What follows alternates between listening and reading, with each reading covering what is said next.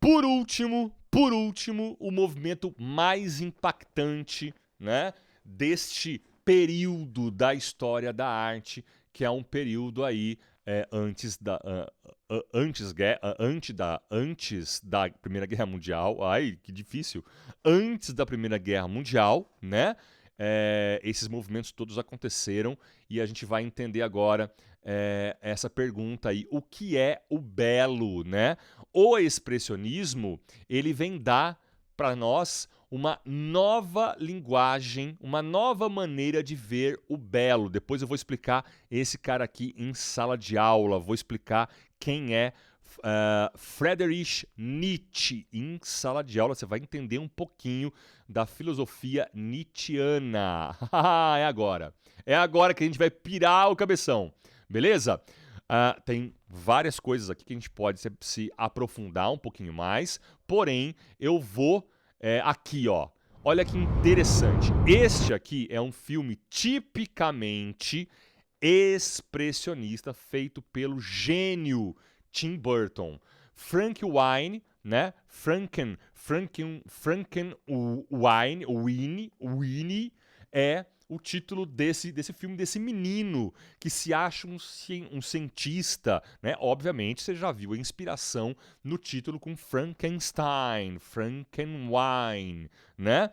Ele se vê como o cientista maluco, mas é uma forma, você vai ver aí, dando um spoiler já, é uma forma dele viver a vida, né? Uma forma dele encarar a experiência de viver. E não porque a vida dele é ruim, não. É a forma dele viver e dele perceber as coisas. Beleza? Você vai ver esse cara e vai achar fantástico. Trechinhos do livro, beleza? É um filme malucaço. Esse é um filme expressionista mesmo, tá? Esse é o Nosferatu, é o primeiro grande filme de vampiro. O nome Drácula é um nome que foi patenteado pelo Bram Stoker, que é o autor de Drácula, né? Ele é o autor do livro, da literatura Drácula, né? Esse terror gótico, ok? Na Alemanha, dentro do cinema, dentro da evolução das tecnologias e tal, os alemães acharam legal fazer um filme sobre vampiros e queriam pôr o nome Drácula, mas aí eles encontraram um probleminha de direitos autorais e tiveram que criar então a expressão Nosferatu, né? Que vem de fera, né? Essa fera maligna e que ficou conhecido no mundo inteiro. Esse filme é um filme fantástico, é um filme mudo, né? Que você vai ver. Deixa eu ver se eu encontro aqui o Nosferatu, cara, pra gente pelo menos dar uma olhadinha nele. Ah lá, encontrei! Ah, é o Nosferatu! Tá aqui, ó, é ele, né? Não, ainda não tem várias questões que alguns filmes contemporâneos trazem, como, por exemplo, o medo dele da luz do sol, né? Mas tem aí a questão dele poder ganhar força com a terra do nascimento dele. Mas enfim, veja então que os nossos assuntos dentro do expressionismo são assuntos fortes, são assuntos tenebrosos, são assuntos malignos. Aqui é muito legal, depois a gente vai ver, é um teaser, é um fan teaser, cara, é um fan teaser. A gente vê isso em sala de aula, tá certo? Olha só, aqui tem, né, você pode entrar, ver outros links, mas essa é a telinha importante para a gente entender o expressionismo. E aqui a gente já tem o quadro, que é o quadro mais importante do expressionismo, que é o grito do nosso querido Munch. O grito, eu dividi ele aqui, né, em duas partes para você poder ver, mas é muito interessante você entender também que o grito do Munch, são vários gritos. Ai! Oi! Ai! São vários gritos, ó. Esse grito aqui é um grito com giz pastel oleoso. Beleza? Olha só a quantidade de gritos que o Munch deu, que o Munch fez, beleza? tem até um de gravura aqui, eu acho que é gravura aqui, ó. Tá certo? O nosso é mais ou menos esse aqui, ó. Esse aqui é o nosso. Volta lá então para a gente ver as características e estamos já finalizando por aqui. De novo, vanguarda, avant-garde. Nesse caso, uma vanguarda alemã, né? Ele é, como nós podemos ver, de amplo aspecto cultural. O que isso significa? Ele está na literatura, ele está no cinema, tem música expressionista, tem pintura expressionista, tem escultura expressionista, tem arquitetura expressionista. Então ele é amplo, beleza? Ele é de fato, né? Se o fauvismo era antinatural, ele é, assim, muito antinatural, né? Mas a gente tem os dois como movimentos antinaturais. Ele tem uma crítica social muito grande, né? Porque ele está refletindo aqui, eu vou pular aqui, ó. Ele está refletindo a filosofia existencialista do Nietzsche. A filosofia da existência. Por que eu estou vivo? Qual é a minha razão de estar vivo? Quais são as coisas que eu amo nessa vida? Por que eu amo essas coisas nessa vida?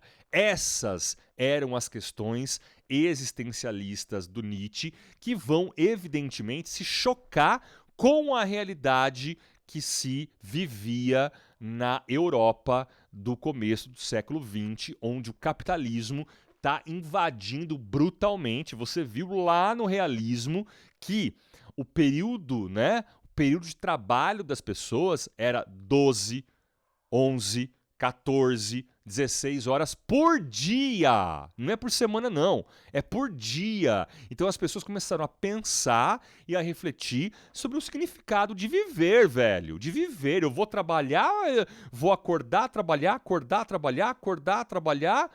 5 dias na semana. Será que tem sábado? Será que eles tinham sábado? Será que eles tinham domingo? Então reflita aí, né? O expressionismo vem para criticar aquela sociedade.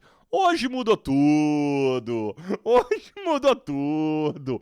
A gente hoje, ó, tranquilão aqui. Eu tô gravando um videozinho pra você quando? Quando será? Será que é no feriado? Será? Não sei. Não vou informar também. Olha só, é uma estética agressiva, violenta, de deformação, beleza? Por quê?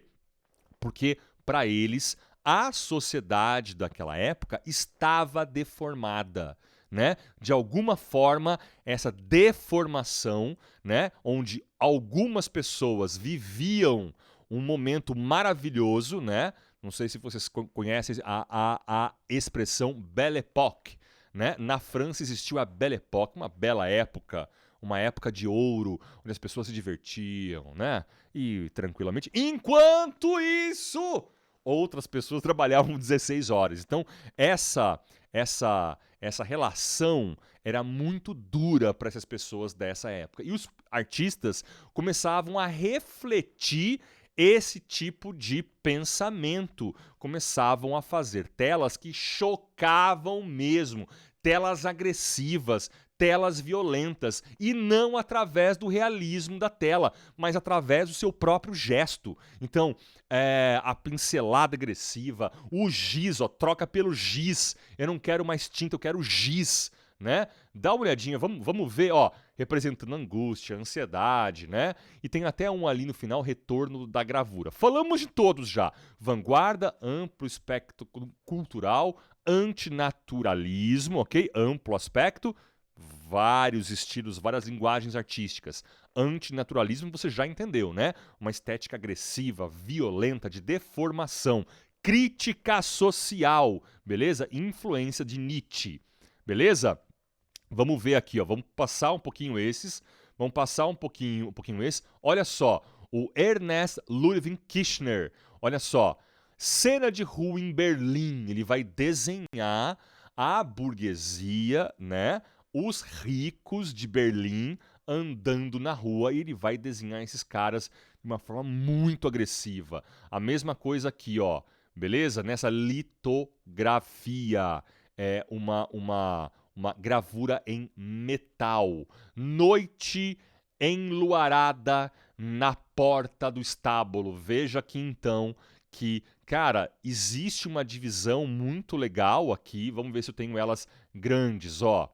Existe uma divisão muito legal aqui das áreas da obra. Então, nesse triângulo aqui, ó, vamos pôr aqui de novo o nosso rastro. Ó, nesse triângulo aqui, a gente tem um personagem. Opa, não, volta. Aqui foi. Pronto. Aqui no centro, um cavalo. Eu acho que é um cavalo, né? Certo? Olha as montanhas com a lua ao fundo e aqui 2 personagens, beleza? Muitas vezes você dá para um aluno uma folha A4 e ele desenha pequenininho do cantinho da folhinha, pequenininho. A folha está inteira lá e ele usou só um pedaço, né? Então aqui a gente tem um uso artístico, mas é evidente que ele está no limite daquilo que é feio e daquilo que é belo. Aqui a questão é justamente propor para você esse confronto, né? A beleza já não é mais importante para esses caras, né? Ó, então aqui a gente tem vários outros artistas, vários outros, né, do expressionismo, e o expressionismo brasileiro, que ele vai se misturar, ele vai se fundir com outros estilos. Aqui é um expressionismo se fundindo com o cubismo de Picasso. E aí eu preciso falar uma coisa importante. Em todos os nossos slides, onde eu tenho aqui o nosso querido e maravilhoso mundo da arte brasileira, né? Quando eu entro na arte BR, ó, expressionismo BR, fauvismo BR, simbolismo BR, impressionismo BR. Eu estou falando disso, ó. No Brasil, todos os movimentos artísticos, né, vão ter uma outra forma de expressão. Eles não vão se rivalizar entre si, né? Na Europa havia uma rivalidade entre fauvistas, expressionistas, impressionistas e tal. E, além do mais, como não tem essa rivalidade aqui no Brasil, eles vão misturar tendências, beleza? Eles vão misturar tendências. É a nossa característica brasileira. Inclusive os modernistas, Mário de Andrade, Oswald de Andrade, Tarsila do Amaral, Anita Malfatti, essas pessoas vão criar um termo que é o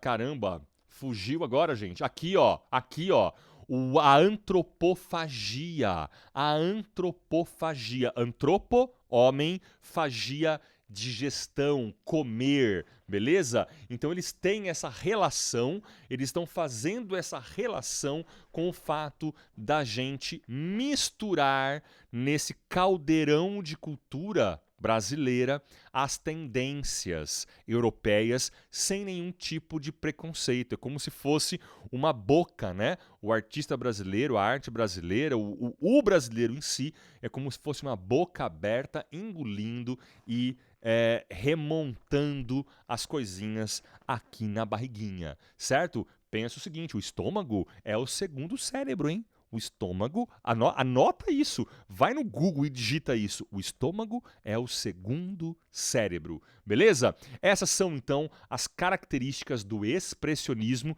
principalmente no Brasil. Belezura, então? É isso aí e eu fui!